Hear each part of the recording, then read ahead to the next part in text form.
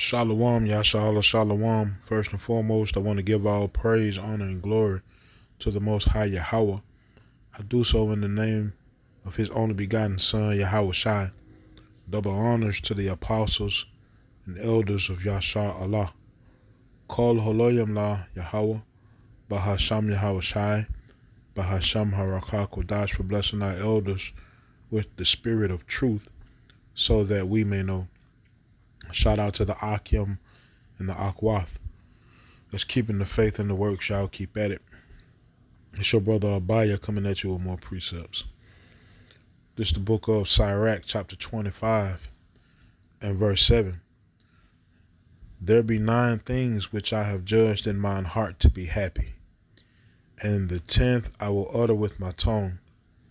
A man that hath joy of his children, and he that liveth to see the fall of his enemy. And the Most High has blessed our eyes to see and our ears to hear. We can see the prophecies unfold, and the Most High has blessed our spirit to be able to understand what we read.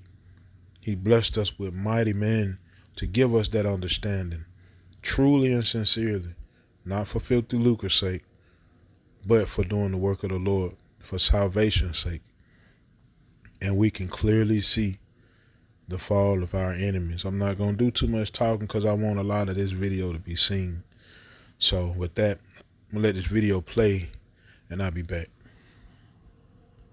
Superpower. Is it the greatest military? Is the United States still a superpower? Is it the greatest military in the world? Over the past few hours, the House of Representatives has passed a $886 billion defense bill. That doesn't account for the hundreds of billions of dollars they don't tell you about. This will go to President Biden's desk to be signed. Presumably, it should make Americans feel safer, right? It should propel us to superhero status in the United States. But it looks like it's done the opposite of that, as our U.S. southern border is like a sieve. Tens of thousands of people pouring across the border every day. Bridges crumbling, tent cities across the United States. The de-dollarization of the United States dollar is happening in real time.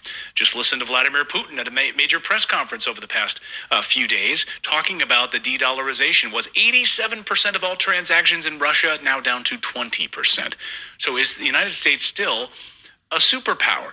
Let's ask Colonel Douglas McGregor. He's the CEO of OurCountryOurChoice.com. Retired combat veteran and Sec Defense Advisor under President Trump. Colonel, great to see you. Happy holidays to you and Merry Christmas. Same to you, Clayton. So I'll ask you, and I'll start there. I mean, it's a very broad, sort of 35,000 foot question, but when you see this National Defense Authorization Act, $886 billion, and Americans are struggling to put food on their table right now, should Americans feel safer that their government has just spent that amount of money to shovel to the Pentagon? Clayton, this is probably a good time for a retrospective. We're headed into the end of the year, and if we look back on the last 2.5 years of the Biden administration, we can actually go further than that, but certainly if we just focus on the time since Biden took office, there's a legitimate question about the current strength and power of the United States, both internally as a society and externally as an actor on the world stage. And there's a real question about our future. Where are we really headed? And I think the answer is nowhere good. We are actually in a rapid decline as a great power.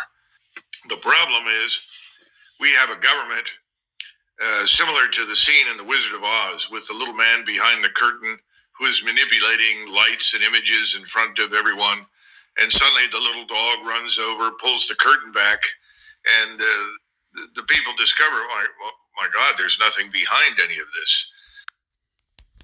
Isaiah 47:1. Come down and sit in the dust, O virgin daughter of Babylon. Sit on the ground, there is no throne, O daughter of the Chaldeans. For thou shalt no more be called tender and delicate. Take the millstones and grind meal, uncover thy locks, make bare the leg, uncover the thigh, pass over the rivers. Thy nakedness shall be uncovered, yea, thy shame shall be seen. I will take vengeance and I will not meet thee as a man. The Most High is exposing this devil for what he really is. I think we're getting close to it. We're not there yet because still the majority of Americans are not really paying attention to what happens overseas. In fact, too many of them are not paying attention to what's going on inside the country. A lot of them are beginning finally to notice the rising criminality, the human trafficking, the drug crisis because of the open borders. But still, there are too many Americans who are sitting comfortably watching football and trying to find out about Taylor Swift's love life. Matthew 13, verse 15. For this people's heart is waxed gross, and their ears are dull of hearing, and their eyes they have closed, lest at any time they should see with their eyes, and hear with their ears, and should understand with their heart, and should be converted, and I should heal them. But blessed are your eyes, for they see, and your ears, for they hear. And when someone brings bad things up, too many of them are saying, well, it's not really my problem. It is their problem. They live inside this country. They can't ignore the plight of people on the Texas border, the people in southern Arizona, and the people in southern California, but we do. And at the same time, we have to go back and look at this terrible war that's occurred in Ukraine. What has happened in Ukraine? Everything that we have predicted, and I'm talking about the government and its minions and its supporters in the mainstream media, has failed. All of the advice that we have given to the Ukrainians, all of the equipment that we have given to them, none of it has worked. It's all failed miserably. I think of at least 1 billion plus people around the world who pay attention. America is weak. America looks vapid. And then we have this president who has trouble grinding out 2 or 3 coherent sentences. And we just listened to President Putin of the Russian state speak for over 4 hours. He delivers a speech and then he speaks extemporaneously for hours, answering questions for hours without notes because he has command of the information, command of the material. That's one of the big reasons that Putin has such support inside of Russia. He's a highly intelligent man, and he is absolutely committed to what is in the best interest of Russia. And he's done everything in his power to avoid a war with the United States and NATO, while we have done everything we possibly could to provoke him and continue to do so. In the meantime, you've got over 500,000 Ukrainian dead lying on the battlefields. I don't know how many civilians have died. How many millions have left the country? It's probably well over the 14 million that we saw a few months ago. The Ukrainian nation is effectively dead. It's comatose. I don't think it's even on life support. The people who are on life support in Kyiv, those are the crooks and the criminals running the country. They're about to receive another infusion of American cash that they no doubt will transfer to their bank accounts on Cyprus and Switzerland and elsewhere. How much of that will make any difference to the poor human beings dying on the battlefield is impossible to speculate. I mean, when you reach the point where in order to be evacuated as a Ukrainian soldier or officer from the battlefield where you were severely wounded, that you have to bribe the ambulance crew to take you to a location where you can receive real medical attention, it's over. There's no military infrastructure to take care of anyone. People are simply being herded into gunfire. This war is over. The Russians are moving deliberately and slowly towards the West. And the great lie that Putin wants to conquer Eastern Europe is falling apart. And that's beginning to happen in Germany and Austria and France and elsewhere. Finally, after months of lies after lies after lies, the populations are beginning to say, what? What's really happening? I'm looking around and my economy is destroyed. Our jobs are vanishing. And we are overwhelmed by foreigners, unwanted migrants, people that are in our country. We never asked for them. The government never consulted with us. The government simply said, if you don't accept millions of foreigners into your midst, well, then you're a Nazi. Then you're a bigot. And people are saying, no, wait a minute. This has nothing to do with being a Nazi. And see, the people will start to recognize and realize that these prophecies are true and that the Most High sent the men of the Lord to warn the people. But by that time, guess what? It's too late. It's Ezekiel, what's that, chapter 33? And verse, let me start at,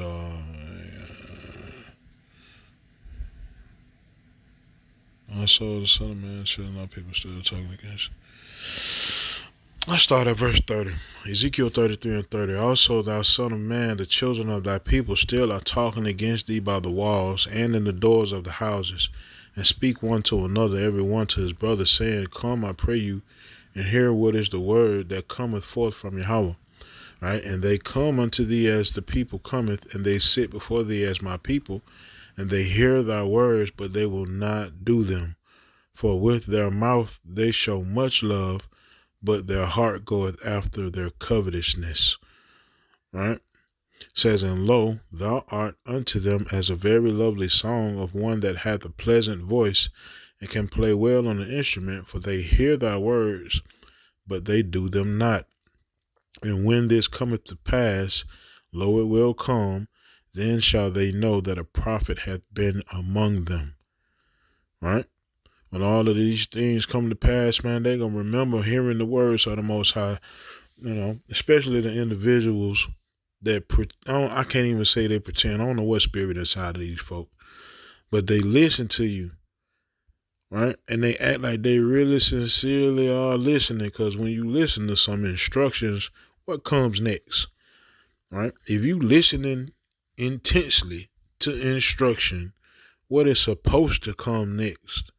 Action, right? Because that's what an instruction is. It's something that's telling you what to do, right? But scripture says they do them not. And when all of these prophecies come to pass, then they're going to know that a prophet had been among them, but it's going to be too late. This is about the survival of the French nation, of the German nation, and so forth and so on. All of these things are coming together. Meanwhile, inside the United States, Americans, many of them, quietly are saying, wait a minute, more money for Ukraine? This war's over, isn't it? It's essentially gone. Just look at the map. Look at the advance of the Russian forces. The Russian forces are now in pristine condition. They're the strongest and most powerful military establishment on the planet. What are we? We can't even man the armed forces. We can't recruit men to come into the armed forces, which is what we desperately need, who can fight the enemy. We're recruiting everything other than the men that we have historically depended upon for decades. This is in the Navy, the Air Force, the Army, and now we're being told, well, that's fine. Recruit foreigners, recruit illegal migrants, right. Bring them in. So now we no longer expect Americans to defend America. And Americans don't want to become part of this foreign constabulary that people like Senator Dick Durbin and others want to stand up. Perhaps it's because they feel safer if foreigners have the guns in their country. Incomprehensible to me, but that certainly looks like it's the case. And the criminality rises. The poverty is increasing. A 35% increase in food over just the last 18 months. This is insane. What do you do if you're just the average American family? You don't live in a gated community in a specialized apartment complex in Manhattan. You don't live in a gated community on the outskirts of Washington. You have to live in the real world, and that world looks pretty bad from your standpoint. No one in Washington really either cares or gets it. Washington is a planet unto itself. And then this horrific attack on the 7th of October, which shocked and appalled everyone in the world, including all of the elites in the Muslim world. All the elites in the peninsular Arabs, Egyptians, Turks, Iranians, everyone was shocked and appalled by that. But what's happened?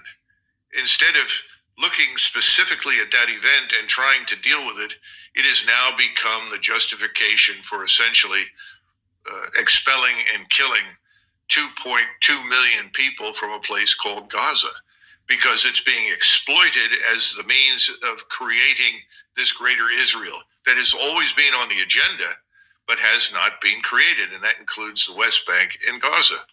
And that's a fact. That's not really open for debate. We know that's happening. And in the meantime, the rest of the world is now more shocked and more appalled by what's happening in Gaza than they were about what happened on the 7th of October. And America is sitting there saying, well, we have to help our Israeli friends, but people are watching the images. They're listening to what's the word, seeping through the media net and finding out, my God, there are over 18,000 people dead, 6,000 children. How does it help the Israeli cause? How does it help us? Because we stand with the Israelis. These things are beginning to sink in, but not enough to make a difference inside the United States. Now notice, he asked this man about the daughter of Babylon, and that man started going into all of these different facets, all of these different situations, because it's all connected. The daughter of Babylon rules this world, man, and it's losing that grip. That's basically what he's saying. It's losing that grip. And why is it losing that grip? Joel chapter 3 and verse 1. For behold, in those days and in that time, when I shall bring again the captivity of Judah and Jerusalem, when Yahweh B'Shem Yahushua brings us out of this captivity, right? I will also gather all nations and will bring them down into the valley of Jehoshaphat, and will plead with them there for my people and for my heritage Israel, whom they have scattered among the nations and parted my land. This is the get back that we're witnessing. And it's only going to get worse and worse and worse and worse, like a woman in travail, like a woman giving birth. Thus saith the Lord. For the most part, the Hill is still a permanent fugitive from accountability. They're busy taking the money from the lobbyists, taking the money from contributors, the big donors, in donor-occupied territory called Washington, and they're going home and sleeping comfortably at night. That's where we are. It is. It is a city unto itself. It's like the Capitol in the Hunger Games. It's totally isolated, and it lives in its own bubble. And, of course, all of these members of Congress take money. They take massive amounts of money from the military-industrial complex. They take massive money from the Israeli lobby, and they get up there on television, and they put on a little circus and a little song and dance, and they raise more money, and more money flows into them. And the American people are totally separated from that. And if you ask the American people, do you want to send money? Should we be sending money to Israel? Should we be sending money to Ukraine? Overwhelmingly, Americans say no. Overwhelmingly. Just look at the polling on that. Overwhelmingly. And yet there's totally disconnected from that. Listen, you're making an important point, and that is that historically, if you go all the way back to the first part of the 20th century before World War I, the American population has always been opposed to military interventions overseas. The sentiment never swung very strongly in favor of World War I, and it didn't last very long. When we sustained 318,000 casualties in 110 days, people began asking then, what are we doing? What's this for? When they discovered that we were there to rescue British and French banks and British and French imperialism, millions of Americans became very, very disgusted and permanently alienated. It took the Pearl Harbor disaster, which we now know was actively cultivated and shaped by FDR, to really bring us out of this quote-unquote isolationist sentiment. And that isolationist sentiment is still there right now because people are simply saying, what about our problems here? So there's no question the polling data supports what you're saying. But remember, donors win elections.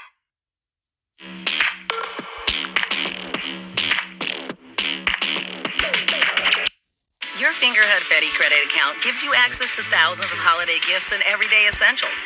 Low monthly. Not voters. Right. Simply saying, what about our problems here?